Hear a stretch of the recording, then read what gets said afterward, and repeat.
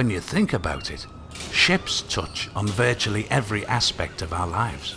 Many of the things we buy, cars, televisions, food like rice and fruit, wood for furniture, even the fabrics that our clothes are made from, all comes from abroad. And some of our friends and their families work in factories, making things that we export to other countries. You probably think it's pretty easy unloading a ship, and these days it is. But it hasn't always been that way. Back in the 1700s, ships' cargoes were unloaded by hand onto the quayside, sack by sack, barrel by barrel.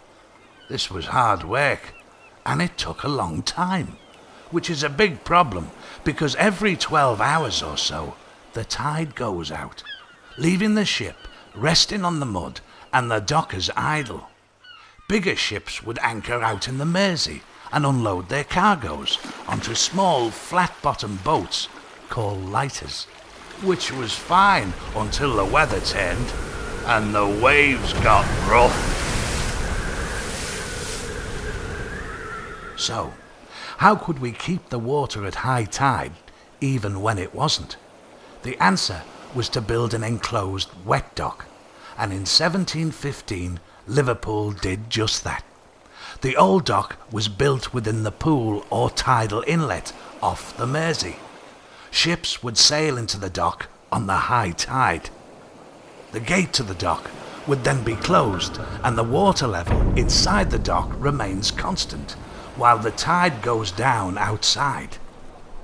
Now, ships moored in the dock could carry on loading or unloading and not be grounded or have to anchor out in the River Mersey.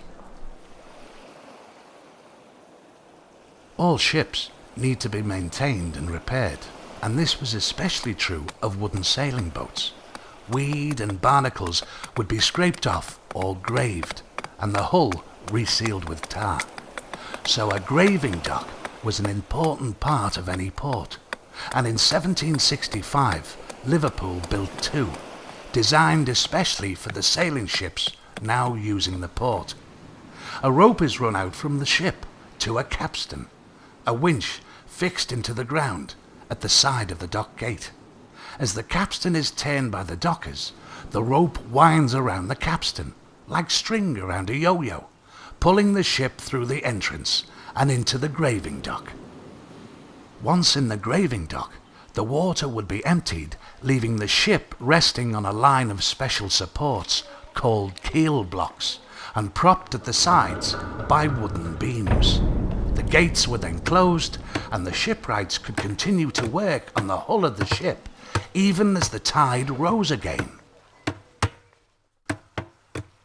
By the 1840s, Liverpool docks were so successful that over 15,000 ships entered them every year. That's an average of 50 every day. It was so crowded that something had to be done to stop the queues of boats jostling to enter and leave the dock gates. The new Albert Dock, opened in 1846, was designed as part of a one-way system.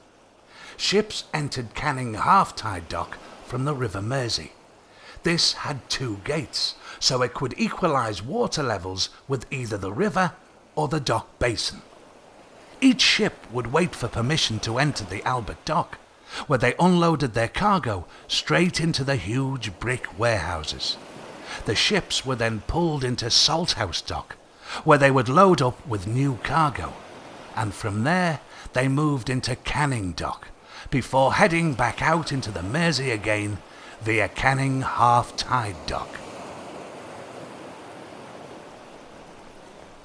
The Canning and Albert docks were designed to handle the sailing ships of the mid-1850s, but this was exactly the time when the new technologies of the Industrial Revolution were transforming the world. Iron replaced wooden hulls, and steam power overtook sails. The first steamships were similar in size to sailing ships, but later steamships weren't.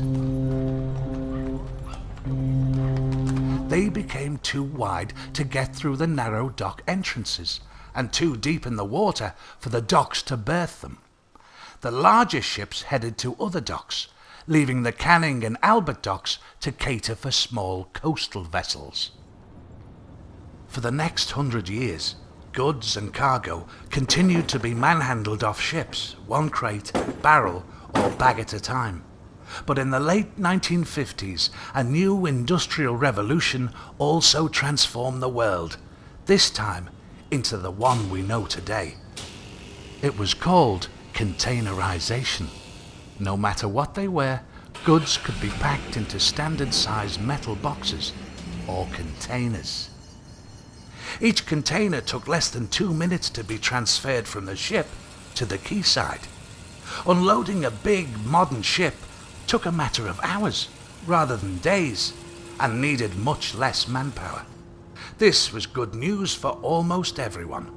Suddenly, it cost almost the same to buy cars from Japan or food from around the world. But it was bad news for the South Docks and the dockers who worked there.